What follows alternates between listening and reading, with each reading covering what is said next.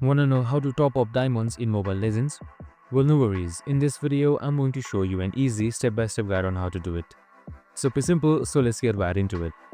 Now first off, simply open up your Mobile Legends application, and once you're there, right here on the top, you can see this diamond icon.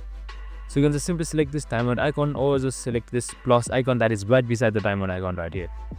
So once I've done that, right here you can see a recharge. So make sure you are under a recharge on the left side as well. And once I've done that, here you can see various diamonds you can top up from. So just simply select any one of these. So after that is done, your payment verification window should open up. So once the verification is opened up, you can just simply type in your credit card, debit card, or your PayPal number with its credential details. And after that is done, you might also get a good first recharge offer if you haven't already. And that's it. Super simple and easy. After that is done, your diamonds will be automatically added. I hope this video helped. If it did, make sure to like, subscribe, and tune in with us for more of these videos. See you in the next one.